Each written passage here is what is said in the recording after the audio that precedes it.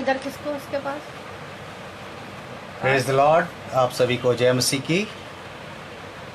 परमेश्वर के नाम का धन्यवाद करते हैं इस सुंदर सुबह के लिए और इस वक्त एक साथ जुड़ने के लिए। शुरू करने से पहले मैं आपसे एक बात कहना चाहूँगा, यदि किसी भी तरीके की टेक्निकल प्रॉब्लम कुछ होती है तो आप हमें नोटिफाई कर दें, साउंड की या वीडियो की, ताकि हम उस चीज़ पे गौर कर सकें। अगर साउंड नहीं आता है तो आप हमें बता दें, हम यहाँ चेक करते रहेंगे और उस चेक के अनुसार फिर हम अपनी चीज़ों को ठीक करते जाएंगे। हम भजन संहिता पढ़ेंगे, एक बार हम साउंड टेस्ट कर लेते हैं, उसके बाद फिर हम लोग आगे बढ़ेंगे।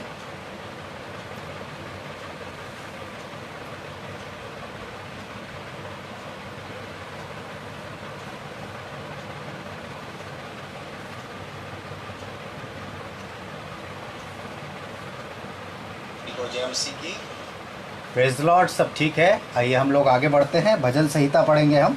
भजन संहिता 66 में इस तरीके से लिखा हुआ है कि हे सारी पृथ्वी के लोगों, परमेश्वर के लिए जय जयकार करो, उसके नाम की महिमा का भजन गाओ, उसकी स्तुति करते हुए उसकी महिमा करो। Praise the Lord. परमेश्वर का धन्यवाद करते हैं इस अच्छी सुबह के लिए एक बार फिर से, कि उसने हमें फिर ये मौका दिया कि आज हम एक बार फिर से प्रभु की उपस्थिति में इकट्ठा है।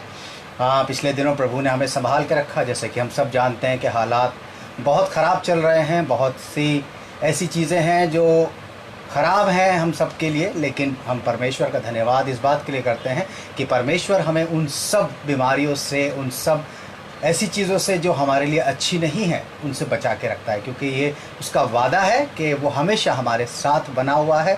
आइए मेरे अजीज़ों, पहले अपनी आंखों को बंद करेंगे, अपने स्वरों को झुकाएंगे और इस वक्त हम परमेश्वर का धन्यवाद करेंगे और अपनी आंखों को बंद करेंगे। Thank you Jesus. प्रभु जी, धन्यवाद करते हैं इस सुंदर समय के लिए, इस अच्छे सुबह के लिए कि आपने एक बार फिर से मौका दिया कि हम आपके चरणों पर बैठे हैं। प्रभु जी, आपके नाम को धन्यवाद दे रहे हैं प्रभु जी, और आपके नाम की महिमा कर रहे हैं प्रभु जी।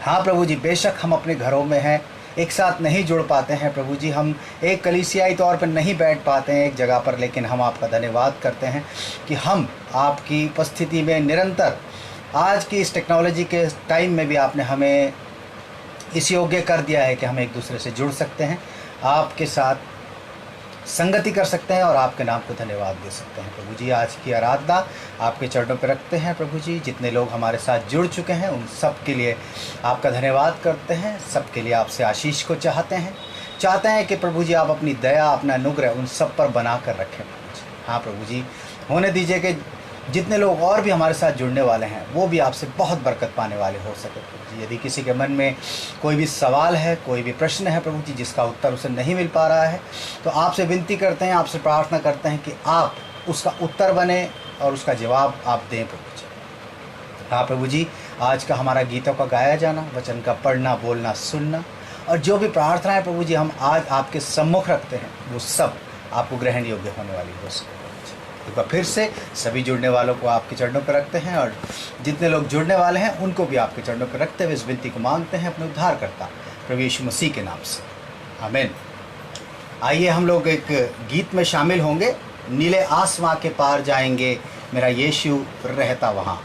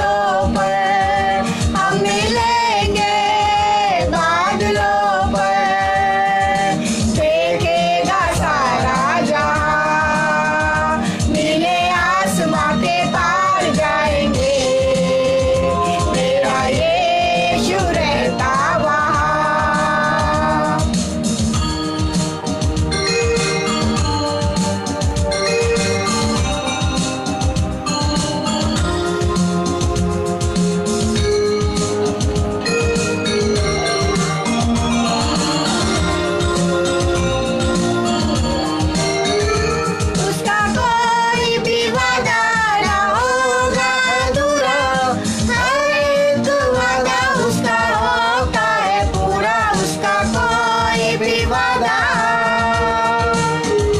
उसके आने का वादा भी होगा पूरा, देखेगा सारा जहां, नीले आसमां के पार जाएंगे। Yes, Lord. मेरा यीशु रहता वहाँ, नीले आसमां के पार जाएंगे। मेरा यीशु रहता वहाँ, हम मिलेंगे बादलों पर, हम मिलेंगे बादलों पर, देखेगा सारा जहां, नीले आसमां के पार जाएंगे। मेरा यीशु रहता वहाँ।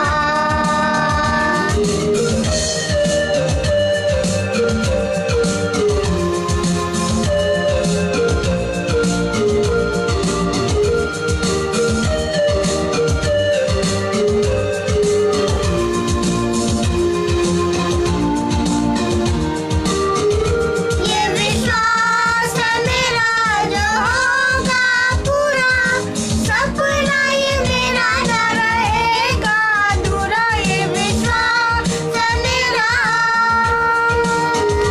ये विश्वास है मेरा जो होगा पूरा, सपना ये मेरा ना रहेगा। अधूरा।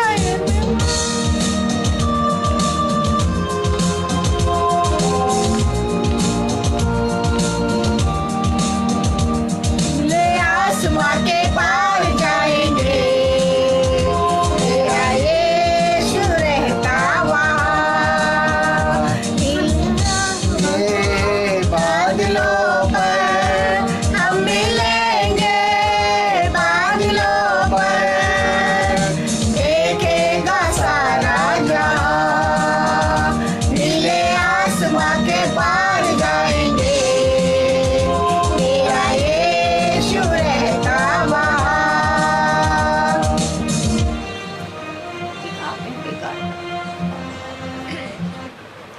Praise the Lord, praise the Lord. परमेश्वर का धन्यवाद हो इस सुंदर गीत के लिए, और उम्मीद है कि आप लोगों को हमारी आवाज़ बिल्कुल सही पहुंच रही होगी। अगर कोई भी प्रॉब्लम होती है तो एक बार हमें नोटिफाई कर दें। आइए हम लोग इस वक्त भजन संहिता पढ़ेंगे, और हम लोग पढ़ेंगे भजन संहिता 30 जी। सबको जय मसीह की। मैं आपके साथ पढ़ूंगी भजन संहिता 30, साम 30। हे यहोवा, मैं तुझे सराहूंगा क्योंकि तूने मुझे खींच कर निकाला है और मेरे शत्रुओं को मुझ पर आनंद करने नहीं दिया। हे मेरे परमेश्वर, मैंने तेरी दुहाई दी और तूने मुझे चंगा किया है। हे यहोवा, तूने मेरा प्राण अधोलोक में से निकाला है। तूने मुझको जीवित रखा और कब्र में पड़ने से बचाया है। हे यहोवा, कोई भक्त तो उसका भजन गाओ और जिस पवित्र नाम से उसका स्मरण होता है उसका धन्यवाद करो, क्योंकि उसका क्रोध तो क्षण भर का होता है, परंतु उसकी प्रसन्नता जीवन भर की होती है। कदाचित रात को रोना पड़े, परंतु सवेरे आनंद पहुँचेगा। मैंने तो अपने चैन के समय कहा था कि मैं कभी टलने का नहीं। हे यहोवा, अपनी प्रसन्नता से तूने मेरे पहाड़ को दृढ़ और स्थिर किया था। जब तूने अपना मुख फेर लिया था तब मैं घबरा गया। हे यहोवा, मैंने तुझी को पुकारा और यहोवा से गिड़गिड़ा कर ये विनती की कि जब मैं कब्र में चला जाऊंगा तब मेरे लहू से क्या लाभ होगा। क्या मिट्टी तेरा धन्यवाद कर सकती है? क्या वो तेरी सच्चाई का प्रचार कर सकती है? हे यहोवा, सुन, मुझ पर अनुग्रह कर। हे यहोवा, तू मेरा सहायक हो। तूने मेरे लिए विलाप को नृत्य में बदल डाला। तूने मेरा टाट उतरवा कर मेरी कमर में आनंद का पटुका बांधा है, ताकि मेरी आत्मा तेरा भजन गाती रहे और कभी चुप ना हो। हे मेरे परमेश्वर यहोवा, मैं सर्वदा तेरा धन्यवाद करता रहूँगा। Praise the Lord. परमेश्वर का धन्यवाद करते हैं इस वचन के लिए। और आइए अब हम एक गीत सुनेंगे। आज रेचल हमारे साथ हैं और रेचल हमको एक गीत में लेके चलेंगी और हम इस छोटी सी बच्ची के द्वारा उस गीत को सुनेंगे। और मेरी आपसे यही प्रार्थना है कि इस छोटी बच्ची के लिए आप प्रार्थना करते रहें। इसका नाम रेचल है और ये प्रभु में बढ़ रही है, गीतों को गाना पसंद करती है और इन्जॉय करना पसंद करती है। मेरी यही आप सभी से रिक्वेस्ट है कि आप इस छोटी सी बच्ची को अपनी प्रेयर्स में याद रखें। इस वक्त हम रेचल से कहेंगे कि अपने गाने को सुनाएं। ताली बजाएंगे, नाचेंगे अपने ईश्वर के लिए। ताली बजाएंगे, नाचेंगे अपने ईश्वर के लिए। बड़े बड़े काम उसने किया, बड़े बड़े काम उसने किया। ताली बजाएंगे, नाचेंगे अपने ईश्वर के लिए। अंधा ओ अंधा, अंधा देखने लगा। लंगड़ा ओ लंगड़ा, लंगड़ा चलने लगा। अंधा ओ अंधा, अंधा देखने लगा। लंगड़ा ओ लंगड़ा, लंगड़ा चलने लगा। बड़े बड़े काम उसने किया, बड़े बड़े काम उसने किया। ताली बजाएंगे, नाचेंगे अपने ईश्वर के लिए। धड़ धड़ ओ धड़ धड़, धड़ धड़ कांपने लगा। शैतान ओ शैतान, यीशु के नाम से। धड़ धड़ ओ धड़ धड़, धड़ धड़ कांपने लगा। शैतान ओ शैतान, यीशु के नाम से। बड़े बड़े काम उसने किया, बड़े बड़े काम उसने किया। ताली बजाएंगे, नाचेंगे अपने ईश्वर के लिए। Praise the Lord. परमेश्वर का धन्यवाद हो इस छोटी सी बच्ची के लिए कि उसने इस गीत को गाया है और हम परमेश्वर का धन्यवाद करते हैं। और आपसे यही प्रार्थना मेरी रहेगी कि इस बच्ची को हमेशा अपनी प्रार्थना में रखें, अच्छी सेहत में प्रभु रखें और अपने काम के लिए इस बच्ची को इस्तेमाल करता रहे। आइए अभी हम एक गीत में और चलेंगे। गीत है खुल जाएंगी किताबें जब भी हिसाब होगा।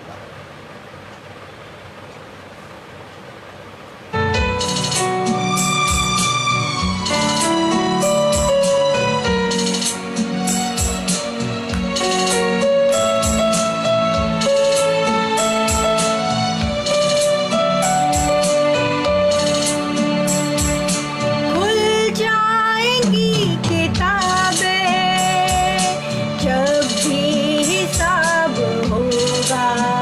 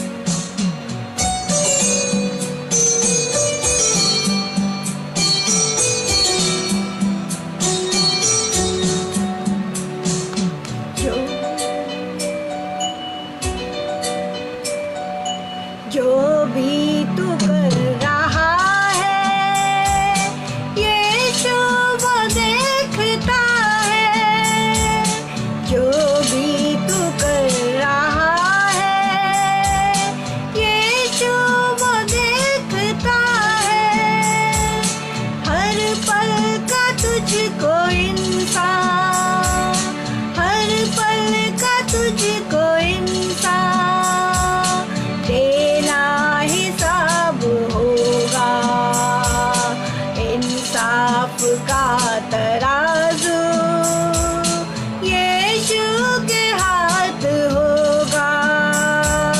खुल जाएंगी किताबें जब भी हिसाब होगा। इंसाफ का तराजू यीशु के हाथ होगा।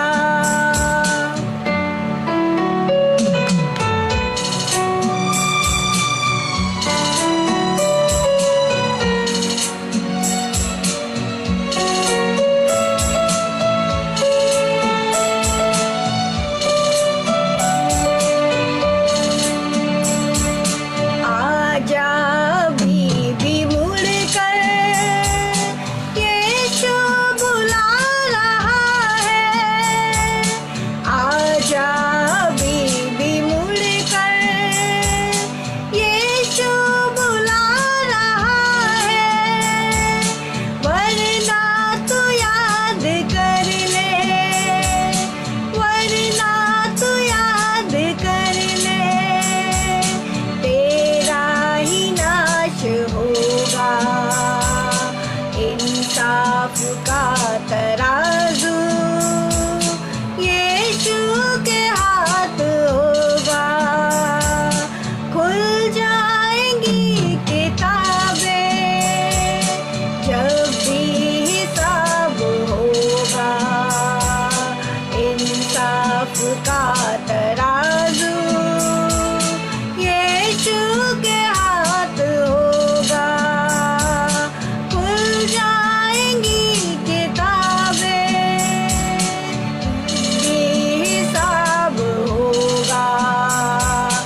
इंसाफ का तराजू यीशु के हाथ होगा।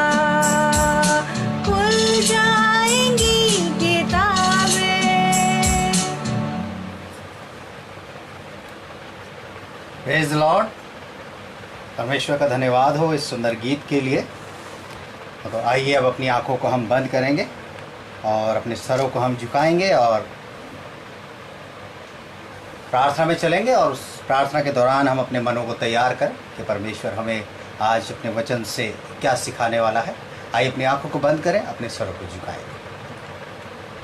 थैंक यू जीसस, तेरा धन्यवाद करते हैं इस सुंदर समय के लिए मेरे परमेश्वर जी। कितने होंगे जिन्होंने आज की सुबह नहीं दिखाई मेरे परमेश्वर, पर आपने हमें आज की सुबह दिखाई। इस बात के लिए तेरा धन्यवाद करते हैं। तमाम आशीषों के लिए आपके धन्यवाद करते हैं जो आप हमें प्रोवाइड करते हैं। खुदावन आप हमारे प्रोवाइडर हैं मेरे परमेश्वर जी। ख़ास तौर से आज के दिन के लिए आपसे प्रार्थना करते हैं खुदावन।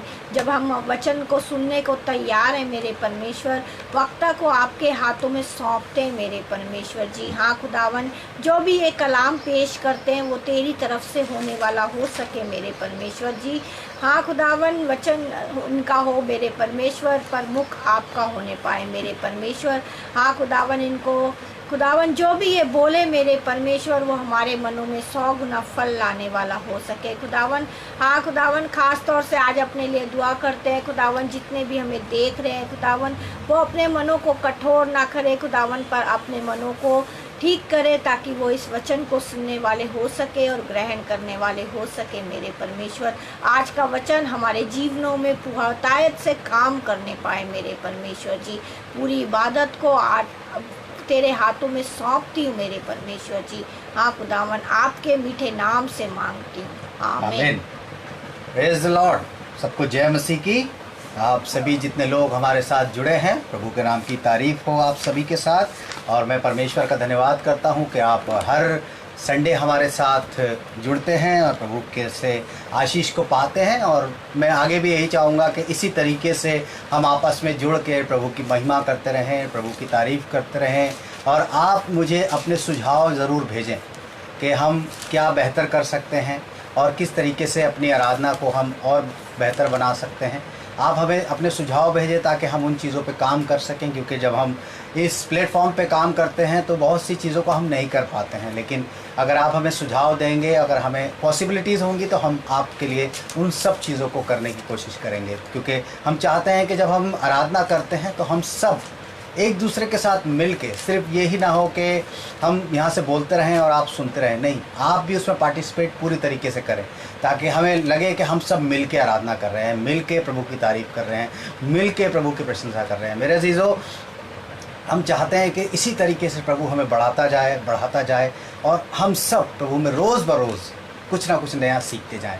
परमेश्वर की तारीफ़ हो। आज के लिए आप जितने लोग भी हमारे साथ जुड़े हैं, एक बार फिर से मैं प्रभु के नाम का धन्यवाद करता हूं आप सब के लिए कि प्रभु आपको अच्छी सेहत में रखे, प्रभु आपको हर एक तकलीफ़ से बचा के रखे। जैसा कि आप समझते हैं कि आज हमारे देश के अंदर कितनी ख़राब स्थिति चल रही है, पूरे संसार के अंदर कितनी ख़राब स्थिति चल रही है और हर एक शहर के अंदर स्थितियाँ ख़राब होती चली जा रही हैं। लेकिन हम परमेश्वर का धन्यवाद करते हैं कि परमेश्वर हमें उन सारी चीज़ों से जो हमारे लिए अच्छी नहीं है, जो हमें नुकसान पहुंचाने वाली हैं, उनसे बचा के रखता है, क्योंकि उसका ये प्रॉमिस है कि वो हमें किसी प्रकार की हानि ना होने देगा। मेरे अजीज़ों, आज का टॉपिक, अगर आपने जो हमारा लिंक जिसमें हम भेजते हैं उसमें आपको पता होगा कि आज का जो हमारा टॉपिक है वो है शैतान का सामना करना। आज का जो मेरा विषय है वो है शैतान का सामना, कि कैसे हम शैतान का सामना कर सकते हैं। अक्सर हम बात करते हैं कि शैतान हमारे जीवन में घुस गया है, शैतान हमारे जीवनों में आ गया है,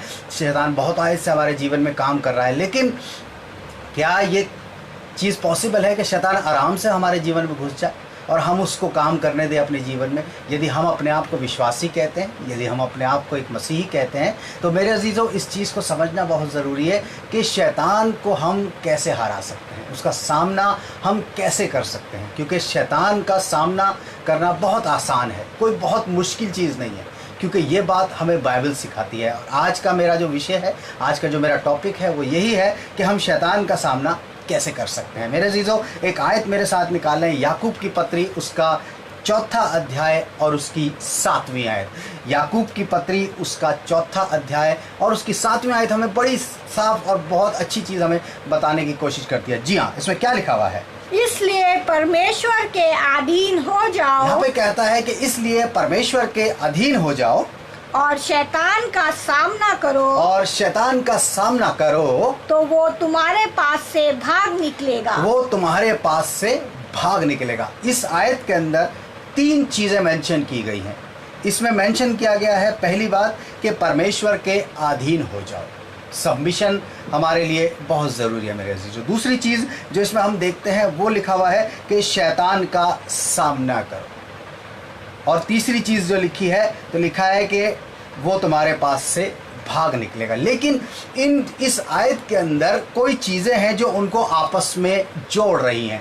मैंने जब बात करी कि परमेश्वर के अधीन हो जाओ और शैतान का सामना करो, उसके बाद वो तुम्हारे पास से भाग जाएगा। लेकिन जब हम इस आयत को पढ़ते हैं तो इसमें लिखा हुआ है परमेश्वर के अधीन हो जाओ और शैतान का सामना करो। यानी कि ये 2 चीज़ें हैं जो आपस में लिंक है, कि परमेश्वर के अधीन होने के बाद ही, परमेश्वर के सबमिशन में आने के बाद ही, अगर हम परमेश्वर को सबमिट होते हैं तभी हम शैतान का सामना कर सकते हैं। और लिखा है तो वो तुम्हारे पास से भाग जाएगा। यानी कि ये भी बात लिंक होती है इसके साथ कि जब हम परमेश्वर के अधीन होंगे और तभी हम शैतान का सामना कर पाएंगे और तभी वो हमारे पास से भाग जाएगा। मेरे अजीज़ों, इस चीज़ को समझने की कोशिश करेंगे। यहाँ पर इन 3 चीज़ों पे हम अलग अलग गौर करेंगे। पहली बात, हम बात करेंगे कि परमेश्वर के अधीन हम कैसे हो सकते हैं।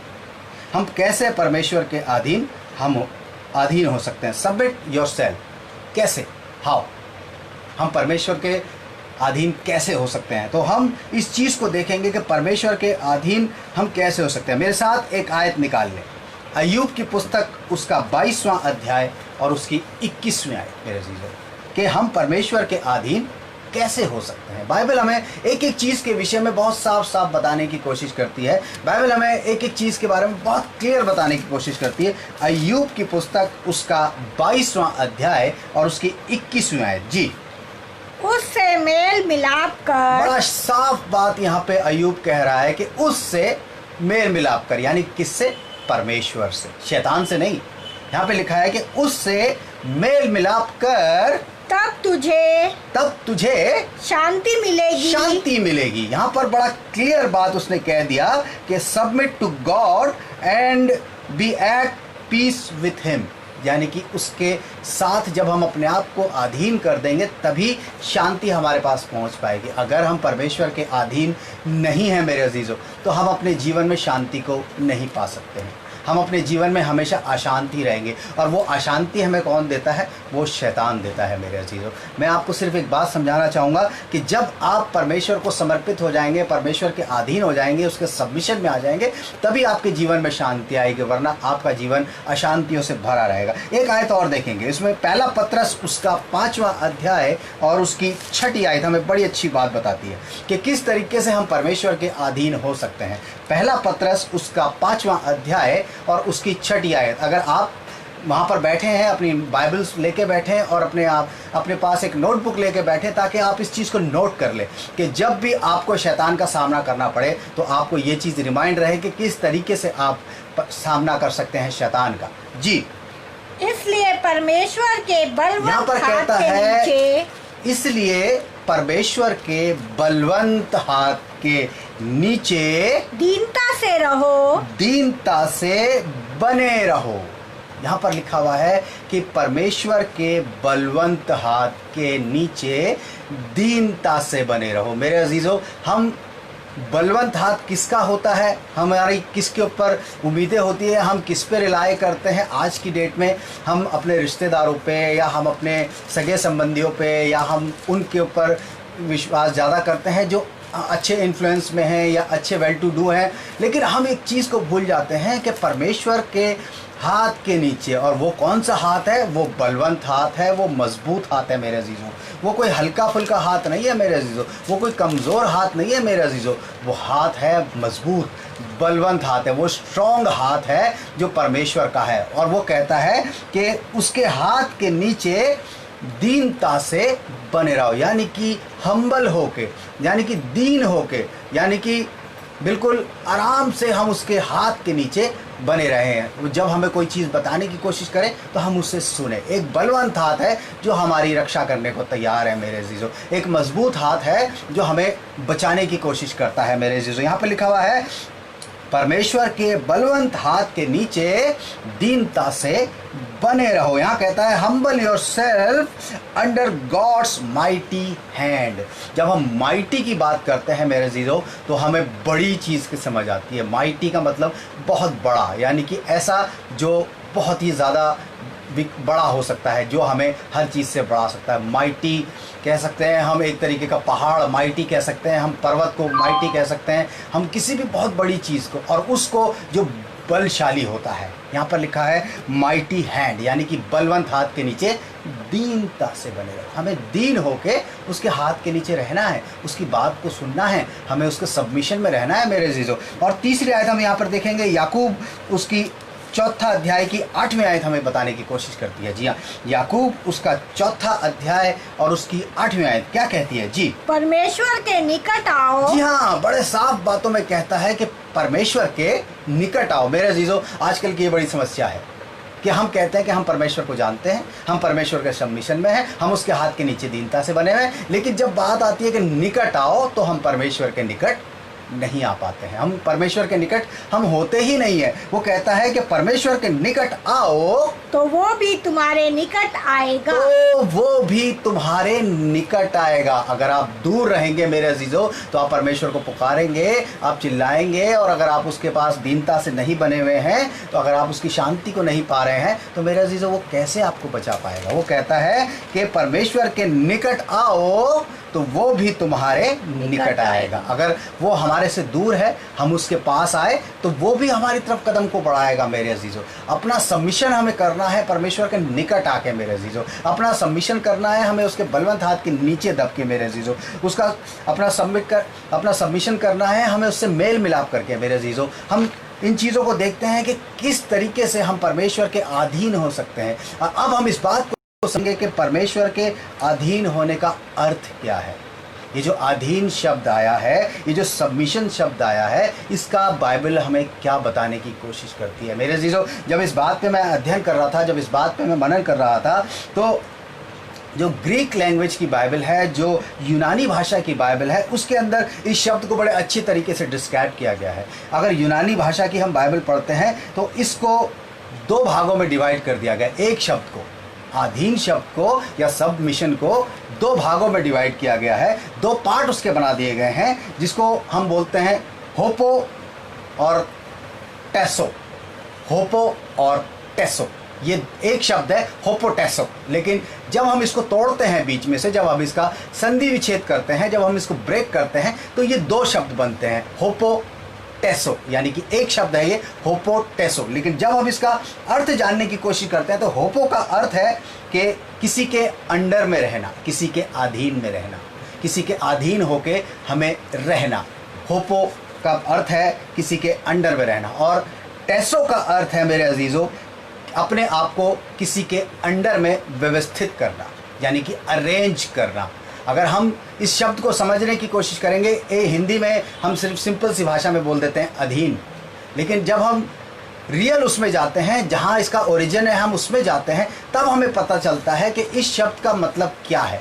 कि किसी के अगर हम अधीन हैं तो हम उसके हिसाब से अपने आप को व्यवस्थित भी करें, उसके हिसाब से अपने आप को अरेंज भी करें, उसके हिसाब से हम अपने आप को चलाएं भी। ये नहीं है कि हम किसी के सबमिशन में आ गए, हम किसी के अधीन हो गए और हम अपनी अपनी चला रहे हैं, हम अपनी अपनी बात कर रहे हैं, हम उसकी बात नहीं कर रहे जो हमारे को अपने अधीन रखता है। मेरे अजीजों, ये बात अगर हम देखते हैं तो किसी के अधीन रहते हुए अपने आप को व्यवस्थित करना, और इस शब्द को खासकर यूज़ किया जाता था मिलिट्री के लिए, सेना में इस शब्द को यूज़ किया जाता था।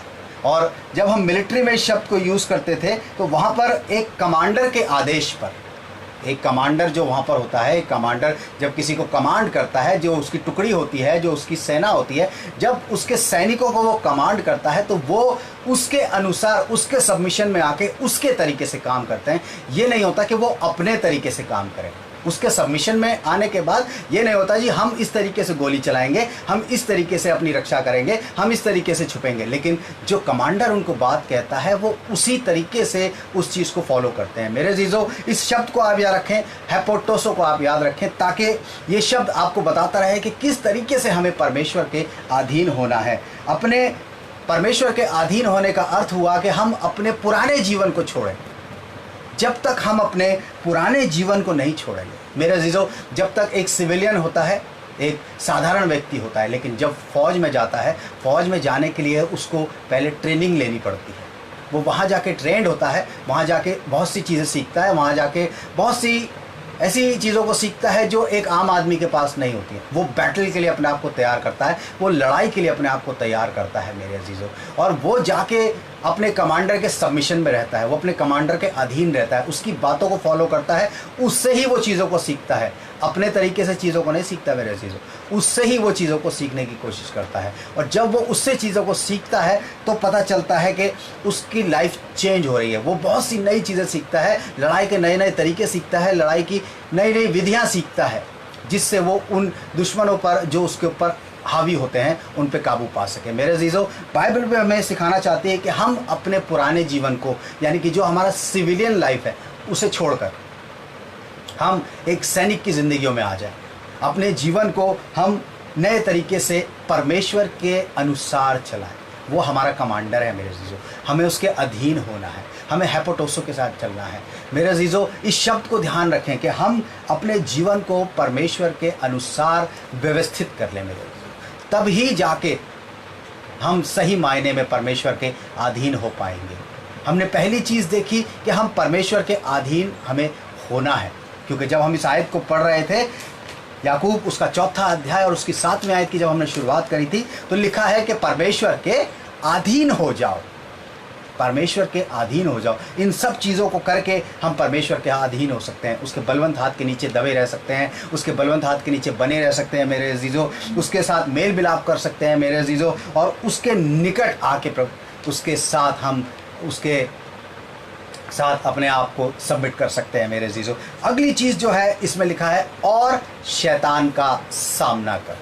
पहले हमें परमेश्वर को सबमिट होना है, यानी कि सबमिट योरसेल्फ, और ये हमने सीखा कि किस तरीके से हम परमेश्वर के अधीन हो सकते हैं। और दूसरी बात वो कहता है कि और शैतान का सामना करो। यानी कि पहले परमेश्वर के अधीन हो जाओ, उसके बाद तुम शैतान का सामना आराम से कर सकते हो। और अब हम इस चीज़ को देखेंगे कि हम शैतान का सामना कैसे कर सकते हैं। शैतान का सामना हमें करना है, जब हमें बाइबल बता रही है कि शैतान का सामना करो तो वो तुम्हारे सामने से भाग जाएगा, तो इसका मतलब ये चीज़ बड़ी ही आसान है मेरे अज़ीज़ों। बाइबल हमें इसलिए नहीं कह रही है कि शैतान का सामना करो तो तुम्हारे सामने खड़ा रहेगा, शैतान से लड़ो तो वो तुम्हारे सामने खड़ा रहेगा। नहीं मेरे अज़ीज़ों, बाइबल ने बड़ा क्लियर कर दिया है कि अगर हम उसका सामना करेंगे तो वो हमारे सामने से भाग जाएगा। लेकिन सामना करने के लिए हमें मजबूत होना बहुत ज़रूरी है मेरे अज़ीज़ों। हमें उस मिलिट्री फोर्स में आना बहुत ज़रूरी है, ट्रेनिंग लेना बहुत ज़रूरी है मेरे अज़ीज़ों। और जब हम परमेश्वर की सेना, हम लोग गीत भी गाते हैं, परमेश्वर की है सेना जो जाती उसके देश, छुटकारा उसका गीत और हाथों में शिफा, हमेशा की खुशी और आनंद दिल में है और उसकी सेना का मैं हिस्सा हूँ। जब इस बात को हम कहते हैं कि उसकी सेना का मैं हिस्सा हूँ, तो अगर हम परमेश्वर की सेना का हिस्सा हैं मेरे अजीज़ों, तो इस बात को जान लें कि उसकी सेना में भर्ती होने के बाद आपको एक टफ ट्रेनिंग की ज़रूरत है। क्योंकि अगर आप इस बात को समझेंगे कि किस तरीके से एक सिविलियन जब फौजी की ट्रेनिंग लेने जाता है तो उसे कितनी टफ लाइफ जीनी पड़ती है, और तब जाके वो एक अच्छा फौजी बन पाता है, एक अच्छा वॉरियर बन पाता है कि वो अपने दुश्मनों का सामना बड़े आराम से कर सके। चलिए इस चीज़ को देखेंगे कि हम शैतान का सामना कैसे कर सकते हैं। मेरे अजीज़ों, शैतान का सामना करने के लिए बाइबल हमें कुछ चीज़ों के बारे में और कुछ हथियारों के बारे में बताती है कि जो हथियार अगर हमारे पास होंगे, कुछ वेपन्स हैं जो हमारे पास अगर रहेंगे, तो उन वेपन्स के थ्रू हम शैतान का सामना बड़ी इजीली कर सकते हैं मेरे अजीज़ों। अगर हम बात करते हैं दाऊद की हम बात करते हैं, जब गोलियत ने इजराइलियों पर आक्रमण किया था और शाऊल राजा इस बात को देख रहा था कि किस तरीके से गोलियत से सब लोग डर गए हैं, उसकी सेना घबरा गई थी। फिर उसे पता चला, दाऊद ने कहा मैं इसे मार दूंगा। दाऊद बहुत छोटा बच्चा था, अगर उसके बारे में हम पढ़ते हैं तो उसकी गालों पे लाली झलकती थी, इस बात को बताया गया मेरे अजीज़ों। और उससे कहा गया, जब शाऊल के पास कोई ऑप्शन नहीं बचा तो इसने कहा चलो ये भी ट्राई करके देख लेते हैं। और जब उसने दाऊद को बुलाया, दाऊद को उसने पूरा जो एक सेना का कपड़ा होता है या सेना की जो ड्रेस होती है या सेना का जो वो उसको लोहे का पहना दिया, और बहुत भारी, एक छोटे से बच्चे के लिए इतना भार उठाना बहुत मुश्किल था। उसने वो सारी चीज़ें उतार के अलग कर दी और शाऊल से कहा मैं ऐसे ही जाऊंगा। लिखा हुआ है कि वो गया, उसने नाले पे से 5 चिकने पत्थर उठाए, उसके पास एक छोटी सी चीज़ थी, गोफन। लेकिन जब वो गोलियत के सामने पहुंचा तो गोलियत ने उसको देखा ऊपर से लेके नीचे तक और उस पर हंसने लगा। हो सकता है मेरे अजीज़ों आप भी कमज़ोर हों, हो सकता है आप भी देखने में ऐसे ना हो जो शैतान का सामना कर सकें, आप भी ऐसे ना हो जो बहुत हल्के महसूस होते हो। दुनिया आपको देख के हंसती होगी कि आप तो बहुत कमज़ोर हैं, आप तो बहुत वीक हैं, आप में तो कोई बल नहीं है। यहाँ पर गोलियत भी वही काम कर रहा था, हंस रहा था। कैसे? उस छोटे से बच्चे को देख के कि वो कहता है कि क्या तूने मुझे कुत्ता समझा है जो लाठी लिए हुए मेरे पास आता है। मेरे अजीज़ों, उसने कहा तू तो मेरे सामने बर्छी वाला लिए हुए आता है, लेकिन मैं परमेश्वर के नाम से तेरे पास आता हूँ। मेरे अजीज़ों, इतना ही काफ़ी था। वो उस सबमिशन में था जिस सबमिशन से उसने शैतान का सामना करना था। और मेरे अजीज़ों, आज हम इस चीज़ को सीखेंगे कि वो कौन से हथियार हैं, यदि वो हमारे पास रहेंगे तो हम उस शैतान का सामना कर सकते हैं। मेरे साथ एक वर्ष निकाल लें, इफिसियो उसका 11वां अध्याय, इफिसियो उसका 6वां अध्याय, इफिसियो उसका 6 बाब और उसकी 11वीं आयत से हम इसको शुरुआत करेंगे। जी हाँ, क्या लिखा हुआ है इसमें?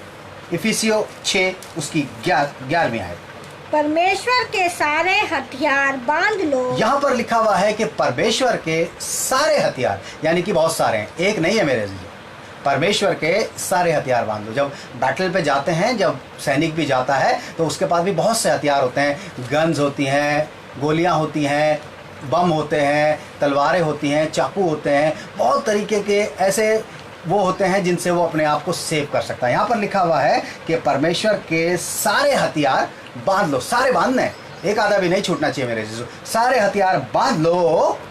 आगे लो कि तुम शैतान की युक्तियों के सामने, जी यहाँ पर कहता है कि तुम शैतान की युक्तियों के सामने खड़े रह सको। पहले तो शैतान के सामने खड़े होना है मेरे अजीजों। उसका सामना करने के लिए पहले तो उसके सामने आना है। अगर उसके सामने ही हम नहीं आ पाएंगे तो उसका शैतान का सामना कैसे करेंगे? पीछे से नहीं करेंगे, छुप के नहीं करेंगे, उसके सामने खड़े होकर उसे बताना है कि हम बहुत मजबूत हैं।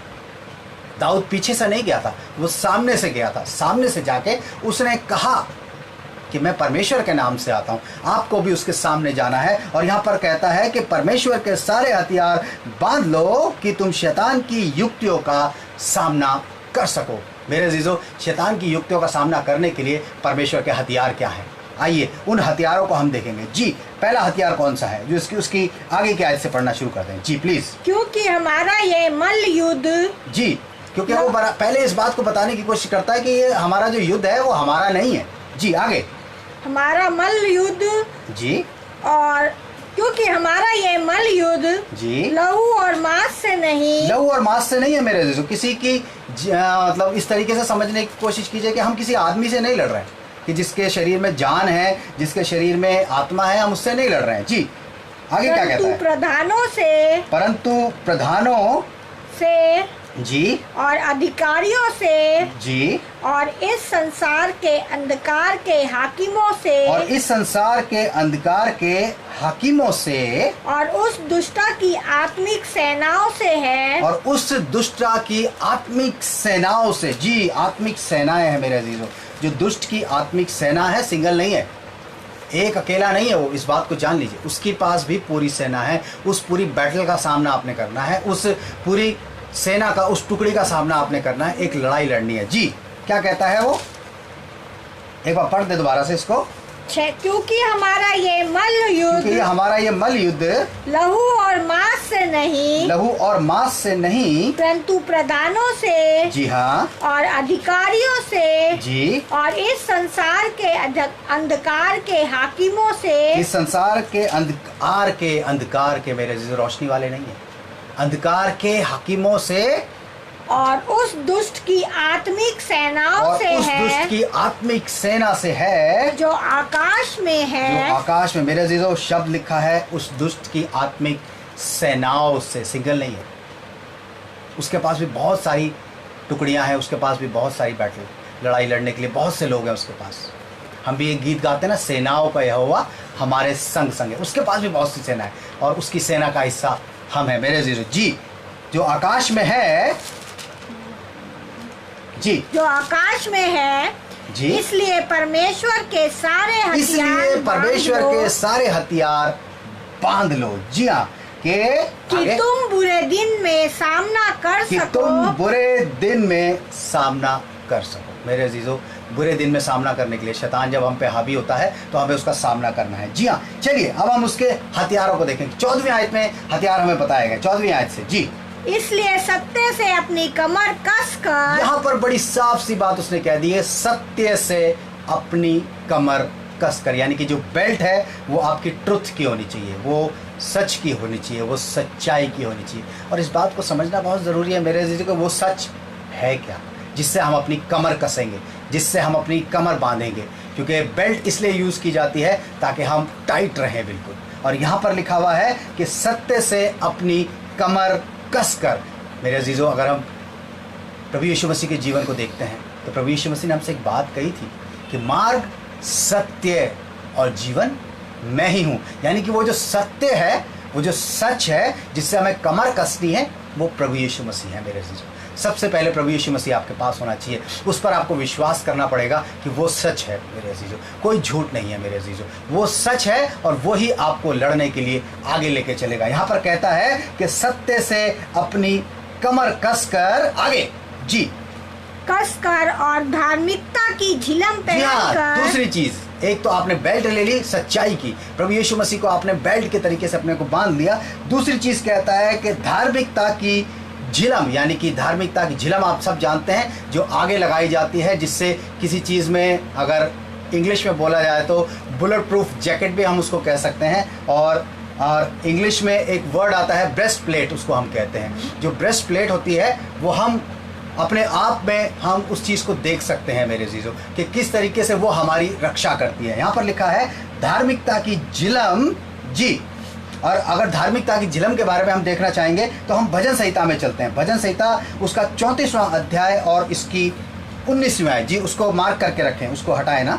भजन संहिता 34 उसकी 19वीं आयत क्या कहती है? जी हाँ, धर्मी पर बहुत सी विपत्तियां पड़ती यहाँ पे तो एक शब्द हैं। आया है कि धर्मी पर बहुत सी विपत्तियां पड़ती तो हैं। धर्मी अगर आप हैं तो इसका मतलब ये नहीं है कि आपके ऊपर विपत्ति नहीं आएगी, आपके ऊपर शैतान हावी नहीं होगा मेरे अजीजों, होगा ज़रूर। अगर हम प्रभु यीशु मसीह की बात करते हैं तो प्रभु यीशु मसीह जब जंगल में गया था, जब 40 दिन के उपवास के लिए गया तो शैतान से ही उसकी परीक्षा हो रही थी। शैतान ही उसके पास आया था मेरे अजीजों, कोई दूसरा व्यक्ति नहीं आया था। शैतान ने ही उसकी परीक्षा करी थी और प्रभु यीशु मसीह ने उस पर जय पाई। जी हाँ, यहाँ पर क्या लिखा है? धर्मी पर बहुत सी विपत्तियां पड़ती तो हैं, परंतु यहोवा जी हाँ, परंतु यहोवा उसको उन सब से मुक्त करता उन है। सब से मुक्त करता है। अगर आपके पास उस धार्मिकता की झिलम है, आपकी ब्रेस्ट प्लेट राइटियसनेस की है मेरे अजीजों, तो समझ लीजिए कि वो आपके ऊपर कभी हावी नहीं हो सकता। चलिए तीसरा हथियार देखेंगे। पहला हथियार हमने देखा सत्य से अपनी कमर कसकर, दूसरा हथियार हमने देखा धार्मिकता की झिलम। जो हमारी झिलम है वो धार्मिकता की होनी चाहिए। तीसरी चीज को हम देखेंगे। जी आगे पढ़ते हैं उसके। और पाँव में मेल के सुसमाचार। जी हाँ, यहाँ पर बड़ी साफ बात कहता है कि आपको नंगे पैर नहीं जाना है, आपके पैर में जूते भी होने चाहिए। पाँव में मेल के सुसमाचार के, सुसमाचारी के तैयारी के जूते पहनकर, सुसमाचार के तैयारी के जूते पहनकर, यानी कि सुसमाचार आपके पास सुसमाचार होना बहुत ज़रूरी है। आपके पास वर्ड ऑफ गॉड होना बहुत ज़रूरी है। वो शूज़ आपके पास होने ज़रूरी है जो आपको हर एक चीज़ से बचाएंगे। मती उसका 5वां अध्याय और उसकी 9वीं आयत में बड़ी अच्छी बात लिखी है। जी किस तरीके से हम इस बात को मान सकते हैं कि मेल के सुसमाचार के जूते, मेल के सुसमाचार, मेल होना चाहिए, यानी कि गॉस्पेल ऑफ पीस।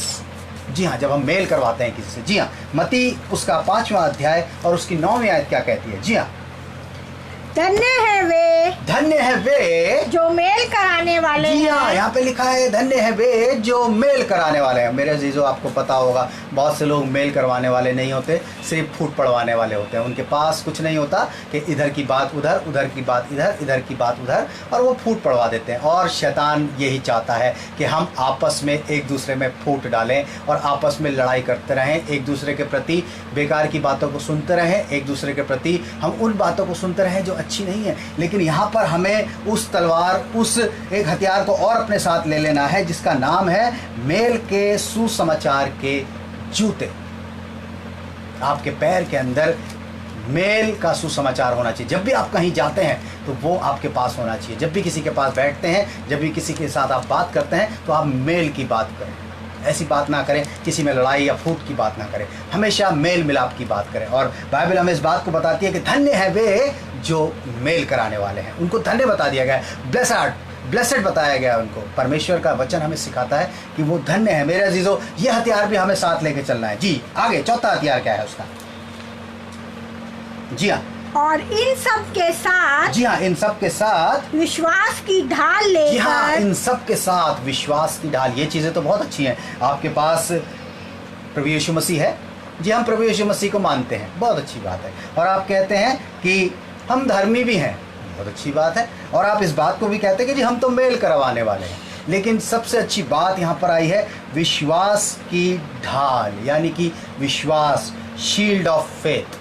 शील्ड आप जानते हैं कि जो ढाल होती है वो सारी चीज़ों को अपने पास आने से पहले, आपके शरीर के पास आने से पहले वो उसके ऊपर लगती है। कोई भी तलवार से अगर लड़ाई करता है तो वो आगे ढाल को आगे कर देता है। और यहाँ कहते हैं विश्वास की ढाल। आपके पास आपका विश्वास किस पर है मेरे जो शैतान से जब आप लड़ाई कर रहे हैं, शैतान का जब आप सामना कर रहे हैं, तो आप किस पर विश्वास कर रहे हैं? आज आपका विश्वास किस पर है? वो कहता है विश्वास की ढाल, शील्ड ऑफ फेथ। मती उसका 17वां अध्याय और उसकी 20वीं आयत हमें बताती है कि जी किस तरीके से हम इस बात को सब जानते हैं कि विश्वास के बारे में बाइबल हमें क्या बताती है और किस तरीके से हम उन चीज़ों का सामना कर सकते हैं विश्वास के द्वारा। जी मती उसका 17वां अध्याय और उसकी 20वीं आयत के अंदर अक्सर हम इस बात को पढ़ते हैं, अक्सर इस बात को हम सुनते हैं, अक्सर हम इन चीज़ों को बहुत आराम से सुनते हैं, लेकिन आज हमें समझ आएगा कि विश्वास की ढाल क्या है। जी पढ़ दें इसको। उसने उनसे कहा, प्रभु यीशु मसीह अपने चेलों से बात कर रहा था और कहने लगा, कुछ कहने लगा। जी क्या कह रहा था? उसने उनसे कहा, जी अपने विश्वास की घटी के कारण। जी हाँ, चेले कुछ कर रहे थे, शायद दुष्ट आत्मा नहीं निकाल पाए थे और प्रभु यीशु मसीह से कहने लगे, प्रभु यीशु मसीह हमसे नहीं निकल पाई है। वो शैतान को भगा ही नहीं पाए थे। शैतान की दुष्ट आत्माओं की सेनाओं के साथ हमारी लड़ाई है मेरे अजीजों, और यहाँ पर विश्वास की ढाल सबसे ज़्यादा ज़रूरी है। सबसे ज़्यादा ज़रूरी विश्वास की ढाल है। विश्वास अगर हमारे पास नहीं है तो हम शैतान की सामना नहीं कर सकते हैं मेरे अजीजों। यहाँ पर लिखा हुआ है, जी क्या कहता है? उसने उनसे कहा, जी उसने उनसे कहा, अपने विश्वास की घटी के अपने विश्वास की कारण, घटी के कारण तुम इस दुष्ट आत्मा को नहीं निकाल पाए। लेकिन आगे, क्योंकि मैं तुमसे सच कहता मैं हूँ, तुमसे सच कहता हूँ, यानी कि सत्य साथ में है। जी यदि तुम्हारा विश्वास यदि तुम्हारा विश्वास, राई के दाने के जी हाँ, मेरे बराबर भी अजीजों, ये हो, बड़ी अच्छी चीज मुझे बाइबल के अंदर लगती है कि यदि तुम्हारा विश्वास राई के दाने के बराबर हो। मेरे अजीजों, प्रभु परमेश्वर ने बहुत सोच के हमें मेजरमेंट दी है हमारे विश्वास के लिए, और मैं अक्सर बात करता हूँ इस बात पे कि हमारा विश्वास जो है उसका मेजरमेंट कितना छोटा है। अगर परमेश्वर ने थोड़ा बड़ा कर दिया होता, अगर मान लीजिए कद्दू के बराबर या तरबूज के बराबर कर दिया होता, तो हमारा क्या होता मेरे अजीजों? अभी तो सिर्फ राई के दाने के बराबर ही कहता है। वो कहता है कि यदि तुम्हारा विश्वास राई के दाने के बराबर हो तो तुम इस पहाड़ से जी कह हाँ, सकोगे, कितना बड़ा भी शैतान आ जाए, कितना बड़ा भी पहाड़ आ जाए, तुम इस पहाड़ से कह दोगे, यहाँ से सरक कर वहां चला जा। जा। आपने उसको कमांड किया सिर्फ विश्वास पर कि यहाँ से सरक कर वहां चला जा, तो वो चला तो जाएगा। वो चला जाएगा मेरे अजीजों।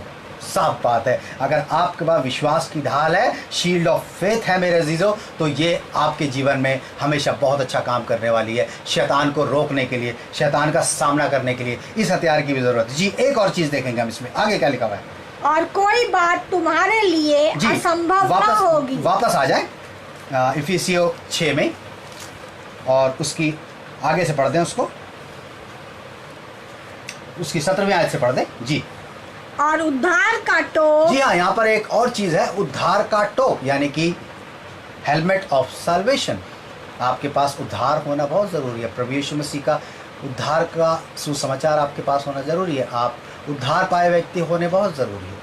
सिर्फ नाम से मसीह होना, नाम से कहलाना नहीं, आपका उद्धार होना बहुत ज़रूरी है। ज़कई को कहा था प्रभु यीशु मसीह ने कि आज इस घर में उद्धार आया है, और क्या लिखा हुआ है कि उद्धार का टोप हमारे सर के ऊपर, जो हमारे सर की हिफाजत करेगा मेरे अजीजों।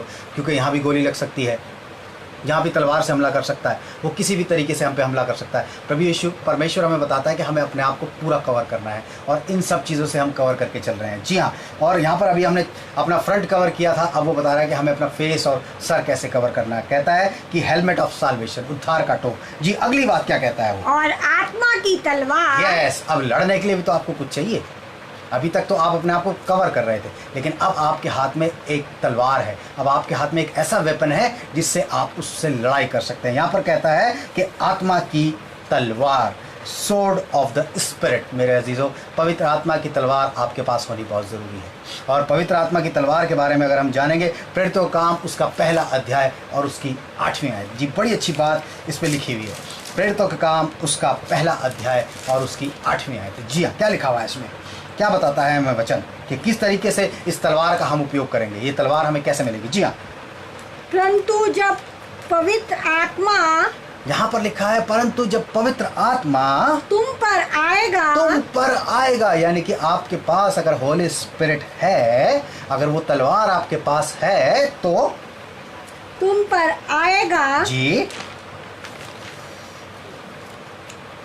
जी जी आगे, प्रेरितों का काम पहला अध्याय और उसकी 8वीं आयत। सामर्थ पाओगे, तब तुम सामर्थ पाओगे। यहाँ पर बड़ा साफ और बड़ा क्लियर लिखा हुआ है कि जब पवित्र आत्मा तुम पर आएगा तो तुम सामर्थ पाओगे, यानी कि आप बलशाली हो जाएंगे, आप ताकतवर हो जाएंगे। जब एक तलवार आपके हाथ में आ जाएगी, जब कोई वेपन किसी के हाथ में होता है तो वो अपने आप को बहुत मजबूत महसूस करने लगता है मेरे दोस्तों। अगर किसी के हाथ में पिस्टल दे दी जाए, अगर किसी चलते फिरते आदमी के हाथ में भी पिस्टल आ जाती है, तो वो सामने वाले को कहता है देख मैं तुझे मार दूंगा।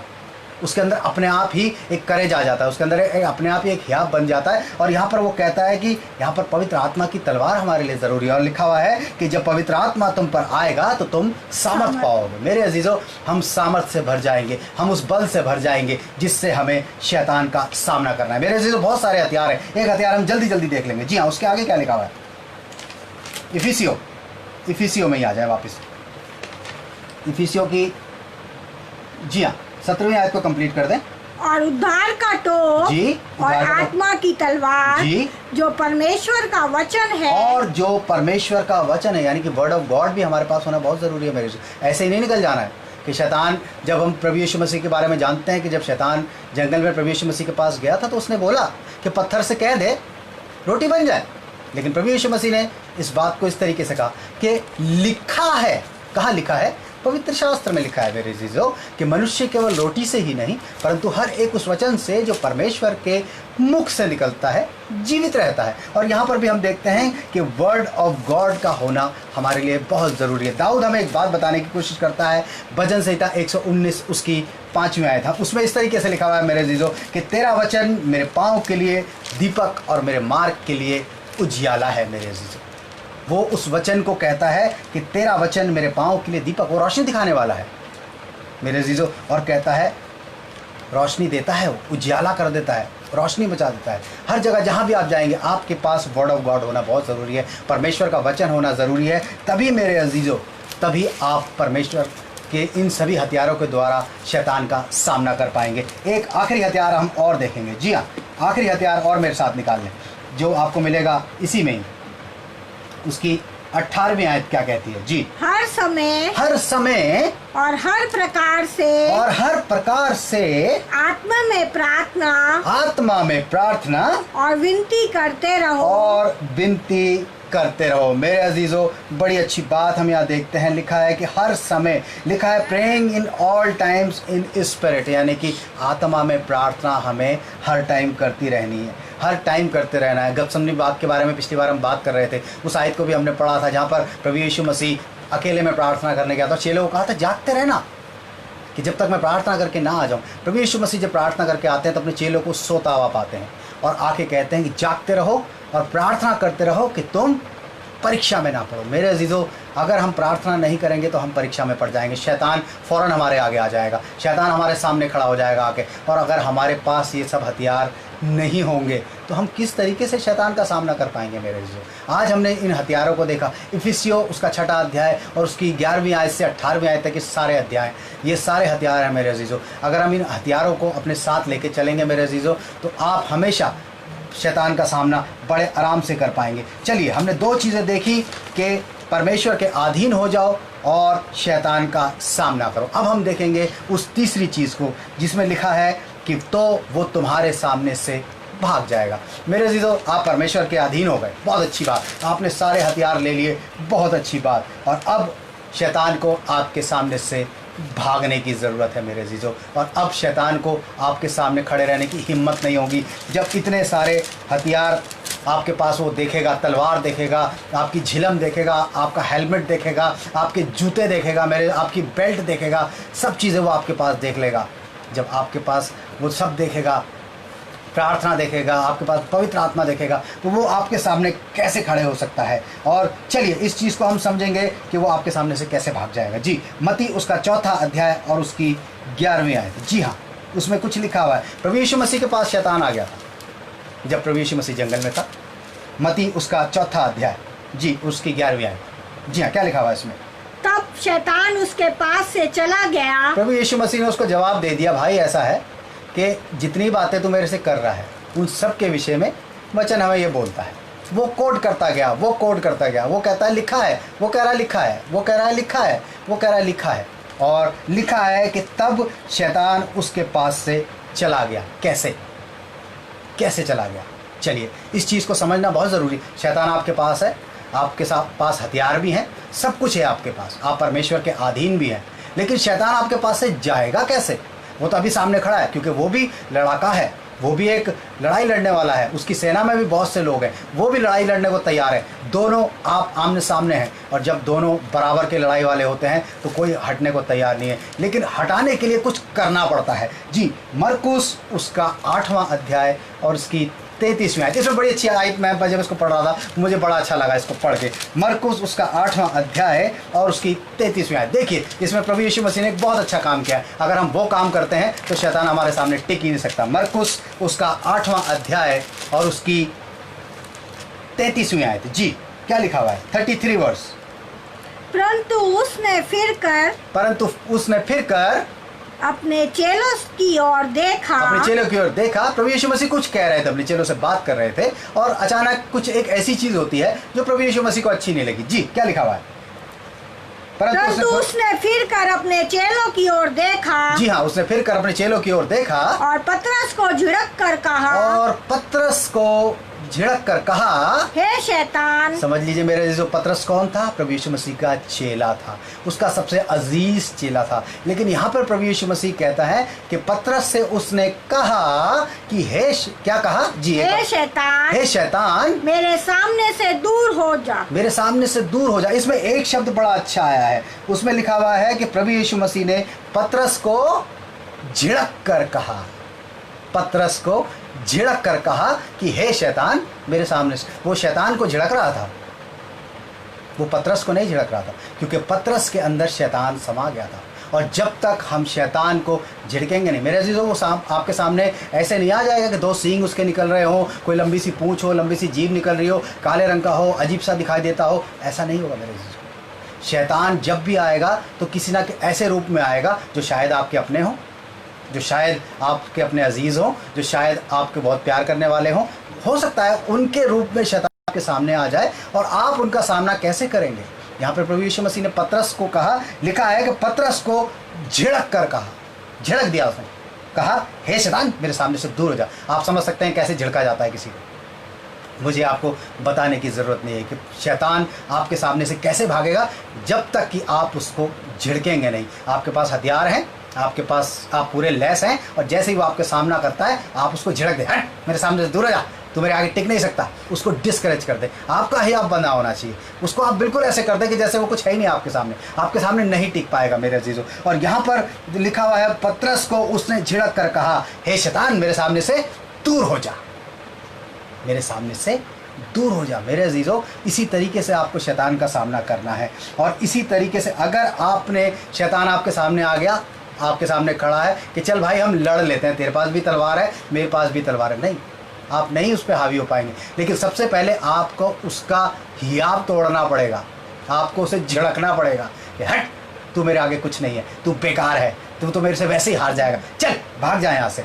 आप उसको एंटरटेन ना करें, आप उसको रिब्यूक कर दें, आप उसको रिब्यूक कर दें। उसको डांटना ज़रूरी है, उसको फटकारना ज़रूरी है मेरे अजीजों। जब तक डांटेंगे नहीं, फटकारेंगे नहीं, तब तक वो आपके सामने से नहीं जाएगा। एक बार फिर से इस आयत को हम पढ़ेंगे और उसके बाद हम दुआ करेंगे। जी, याकूब उसका 4था अध्याय और उसकी 7वीं आयत एक बार फिर से पढ़ दें। इसमें क्या लिखा हुआ है, किस तरीके से लिखा हुआ है, उस चीज़ को सिलसिलेवार समझ लें आप एक बार दोबारा से।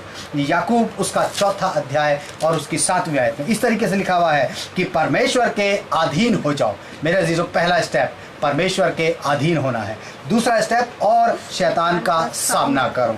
जी, और तीसरा स्टेप है तो वो तुम्हारे पास से भाग निकलेगा, यानी कि ऐसा दौड़ेगा कि आपको दिखाई नहीं देगा मेरे अजीजों। इसलिए मेरे अजीजों, इन हथियारों को परमेश्वर के अधीन होते हुए और शैतान को झिड़कते हुए, उसको डांटते हुए, उसको फटकारते हुए उसका सामना करें, वो आपके सामने से भाग जाएगा। आइए हम प्रार्थना करेंगे, अपनी आंखों को बंद करें, अपने सरों को झुकाएंगे। हालेलुया, थैंक यू जीसस, धन्यवाद हो यीशु। परमेश्वर पिता, इस वक्त आपका धन्यवाद करते हैं। हम प्रार्थना करते हैं इस सुंदर वचन के लिए जो आज आपने हमें दिया, हमें सिखाया कि किस तरीके से हम शैतान का सामना कर सकते हैं। हाँ प्रभु जी, जितने लोग आज हमें देख रहे हैं, जितने लोग आज हमें सुन रहे हैं, अगर उनके जीवनों में भी प्रभु जी शैतान काम करता है, तो आज उनको इस वचन के द्वारा उभारें प्रभु जी, उनको अपने सारे हथियारों से लैस कर दें प्रभु जी, उनको सिखा दें कि आप शैतान को कैसे भगाने में हमारे लिए सक्षम हो सकते हैं प्रभु जी, यदि हम दीनता से आपके हाथ के नीचे बने रहें प्रभु जी। और वो हाथ जो ऐसा है, कमज़ोर नहीं है, वो बलवंत हाथ है प्रभु जी। जिस तरीके से प्रभु यीशु मसीह ने शैतान को झिड़क दिया प्रभु जी, हम भी आज उसको झिड़कने वाले हो सके, डांटने वाले हो सके, आपके हथियारों को लेके प्रभु जी उसका सामना करने वाले हो सके। हम धन्यवाद करते हैं कि आपने हमारी प्रार्थना को सुना है प्रभु जी। आइए हम प्रार्थना करेंगे। कुछ प्रेयर रिक्वेस्ट हैं हमारे पास, कुछ जन्मदिन है, उनके लिए हम प्रार्थना करेंगे। और इस वक्त हम पहले प्रार्थना करेंगे बहन इंदु मोनिका के लिए, जिनका आज जन्मदिन है प्रभु जी। हम चाहते हैं कि आपने पिछले जीवन में उनको संभाला प्रभु जी, आगे भी आप उनको संभालें। हाँ प्रभु जी, वो आपकी सेवकाई में है। हम चाहते हैं कि उनको, उनके परिवार को अपनी सेवकाई में बहुत आयत से बढ़ाते चले जाएँ, ताकि बहुत सी आत्माओं को वो आपके द्वारा जीतने वाली हो सकें प्रभु जी। उनके पूरे परिवार को, उनके हस्बैंड को, उनके बच्चों को प्रभु जी, उन सबको आप बहुत आयत से बरकत दें प्रभु जी, ताकि वो सब आपके नाम में बढ़ते चले जाएँ। और प्रभु जी, इस साल में जो भी उनकी इच्छाएं हैं, मनोकामनाएं हैं प्रभु जी, वो सब आप में पूरी हो सके प्रभु जी। और भी अगर किसी का बर्थडे आज है प्रभु जी, तो उन सब के लिए हम प्रार्थना करते हैं, उन सबको भी आप बहुत आयत से आशीष दें प्रभु जी। इस वक्त प्रार्थना करते हैं खासकर प्रभु जी अपने उन बीमारों के लिए प्रभु जी, खासकर प्रार्थना करते हैं बहन रेणु के लिए प्रभु जी, बहन कुसुम के लिए, जो कि दोनों कोरोना पॉजिटिव पाए गए हैं प्रभु जी। हाँ प्रभु जी, ये दोनों आपके बच्चे हैं प्रभु जी, इन दोनों को आप संभालें प्रभु जी, इनको नेगेटिव कर दें प्रभु जी, इनके परिवार में इस चीज़ को फैलने ना दें प्रभु जी। हम जानते हैं कि जब हमने आपसे प्रार्थना करी है और जब हम सब मिलके उन सब के लिए प्रार्थना कर रहे हैं, तो प्रभु जी इन सब को आप बचाएंगे प्रभु जी, ये हमारा विश्वास है। क्योंकि आपने कहा है कि कोई भी विपत्ति तेरे डेरे के निकट नहीं आएगी और कोई महामारी तुझे छू ना सकेगी प्रभु जी। हमारा विश्वास है। आज शैतान को हम झिड़कते हैं, इस कोरोना के शैतान को हम उनके जीवनों से झिड़कते हैं, और हम चाहते हैं प्रभु जी कि वो उनके जीवन को छोड़ दें, और हम उसका सामना कर रहे हैं। और आप हमारे को इस बात की खबर दिलवाएंगे प्रभु जी, ये गवाही होगी कि वो दोनों अच्छे हो गए प्रभु जी। इस वक्त प्रार्थना करते हैं बेबी मारिया के लिए प्रभु जी, जो कि ईविल पोजेस्ड है प्रभु जी। हम नहीं जानते किस कारणों से हैं, लेकिन हम आज उसके लिए प्रार्थना करते हैं प्रभु जी। जब हम सारे मिलकर उस बच्ची के लिए प्रार्थना कर रहे हैं प्रभु जी, तो उसके घर में से उस चीज़ को निकालें प्रभु जी, उस बच्चे के शरीर में उस चीज़ को निकालें प्रभु जी। हम जानते हैं कि जब हम आज आपसे प्रार्थना कर रहे हैं तो वो रिलीज़ हो रही है प्रभु जी, उसका घर रिलीज़ हो रहा है प्रभु जी,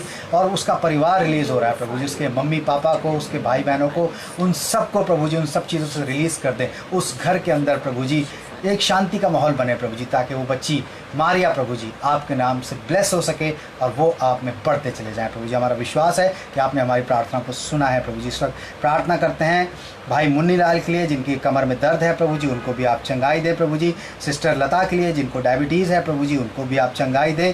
बेबी शिफ्रा के लिए प्रभु जी, जिसको बुखार है प्रभु जी। इस वक्त हम प्रार्थना करते हैं भाई आशीष के लिए, जो कि अपने लिए एक अच्छा जोड़ा ढूंढ रहे हैं प्रभु जी, और उनके लिए एक अच्छे जोड़े को प्रभु जी आप मुहैया कराएं प्रभु जी। भाई कुलदीप के लिए आपसे प्रार्थना करते हैं, जो कि एक अच्छी जॉब की तलाश में है, हालात ख़राब हैं, एक अच्छी जॉब उनके लिए निकालें प्रभु जी, क्योंकि वो आप पर विश्वास करते हैं, उनका परिवार आप पर विश्वास करता है प्रभु जी। और हम चाहते हैं कि उनको भी आप एक अच्छी जॉब दें प्रभु जी। उनकी जो बॉडी में पेन है प्रभु जी, और जो भी उनको रैशेज़ हैं प्रभु जी, वो सब जाने पाए प्रभु जी। इस वक्त प्रार्थना करते हैं छोटी बच्ची मानवी के लिए प्रभु जी, उसको भी आप सही रखें, चंगाई दें प्रभु जी। जो भी कॉम्प्लिकेशंस उसको हैं, वो सब आपके नाम से ठीक होने पाए प्रभु जी। और हम जानते हैं कि आपने हमारी प्रार्थना को सुन लिया है प्रभु जी। इस वक्त खासकर प्रार्थना करते हैं प्रभु जी भाई निर्मल के लिए और बहन राशिका के लिए, जिनकी आज शादी की सालगिरह है प्रभु जी। उन दोनों के ऊपर और उनके परिवार के ऊपर आपकी आशीष बनी रहे प्रभु जी। बीते समय आपने उन्हें संभाला, आगे भी आप उन्हें संभालें। भाई निर्मल के प्रभु जी, जबकि उनके हाथों में दर्द रहता है प्रभु जी, उनको आप चंगाई दें प्रभु जी। बहन राशिका को आपने चंगाई दी है, इस बात के लिए आपका धन्यवाद करते हैं प्रभु जी। उनके तीनों बच्चों को आप संभालें प्रभु जी, और उनको अपने में बढ़ाते चले जाए प्रभु जी। वो आपके नाम से बहुतों को जीतने वाले हो सकें और आपके नाम की महिमा करने वाले हो सकें प्रभु जी। हम धन्यवाद करते हैं हर एक उस कलीसिया के लिए प्रभु जी, जो इस वक्त आप में मजबूत हो रही है प्रभु जी। इन दिनों में हम सबको अपने में मजबूत करते जाए। हर एक पासबान के लिए इस वक्त हम प्रार्थना करते हैं, जो आपकी सेवा में हर एक बीमारी से, तकलीफ से बचाए प्रभु जी। इस वक्त हम प्रार्थना करते हैं अपने देश के लिए प्रभु जी, अपने शहरों के लिए प्रभु जी। उन सब के ऊपर से इस प्रकोप को आप हटाएं प्रभु जी, ताकि हम दोबारा से आपके घरों में बैठ के आपकी आराधना को कर सकें प्रभु जी। इस वक्त जो भी बीमार हैं, उन सभी के लिए हम प्रार्थना करते हैं। जो भी इस वायरस से ग्रसित हैं प्रभु जी, उन सबको आप चंगाई दें, क्योंकि हमारा प्रभु है जो सबको चंगाई देने वाला है प्रभु जी। हम धन्यवाद करते हैं कि आपने हमारी प्रार्थना को सुना है। इस वक्त जितने लोग हमारे साथ जुड़े हैं, उन सब के लिए, उनके परिवारों के लिए आपसे प्रार्थना करते हैं। यदि किसी के परिवार में किसी भी प्रकार की कोई तकलीफ़ है, कोई भी कलह है, तो वो सब आपके नाम से आपके नाम से जाए प्रभु जी, और वो सब एक होके आपसे प्रेम में बंधे हुए रह सके प्रभु जी। और सबको आप बहुत आयत से आशीष दें प्रभु जी। इस विनती को मांगते हैं अपने उद्धारकर्ता प्रभु यीशु मसीह के नाम से, आमीन। आए हमारे बाप, तू जो आसमान पर है, तेरा नाम पाक माना जाए, तेरी बादशाहत आए, तेरी मर्जी जैसे आसमान पर पूरी होती है वैसे ज़मीन पर पूरी हो। हमारे रोज़ की रोटी आज हमें बख्श दे, और जैसे हम अपने कसूर वालों को माफ़ करते हैं तू भी हमारे कसूरों को माफ़ कर। हमें आजमाइश में न पड़ने दे बल्कि बुराई से बचा, क्योंकि बादशाहत, कुदरत और जलाल हमेशा तेरा ही है।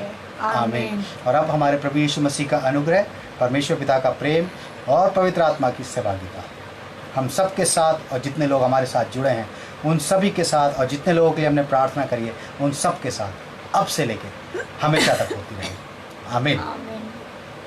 Praise the Lord. आप सभी का बहुत बहुत धन्यवाद हमारे साथ जुड़ने के लिए, और मेरी यही उम्मीद है कि आगे भी आप हमारे साथ इसी तरीके से जुड़ेंगे और हमें इनकरेज करते रहेंगे और हमें बताते रहेंगे कि किस तरीके से हम अपनी आराधना को और अच्छा कर सकते हैं। और अगर आपको लगता है कि किसी चीज़ की कोई कमी आती है या कोई चीज़ आपको नहीं समझ आती है तो आप कमेंट के थ्रू आप हमसे बात कर सकते हैं, और व्हाट्सएप पे या फेसबुक पे आप हमसे बात कर सकते हैं, ताकि या फ़ोन करके आप हमसे बात कर सकते हैं। अगर आपके पास कोई भी प्रेयर रिक्वेस्ट होती है तो आप हमें सैटरडे को व्हाट्सएप कर दें या फेसबुक पे डाल दें, ताकि हम आपके लिए प्रार्थना कर सकें, और कोशिश करें कि और भी लोग आपके साथ जुड़ सकें, ताकि हम बहुत से लोगों तक परमेश्वर का वचन पहुंचाने वाले हो सके। आप सबको जय मसीह की। Praise the Lord. प्रभु आप सबको बहुत आशीष। Thank you.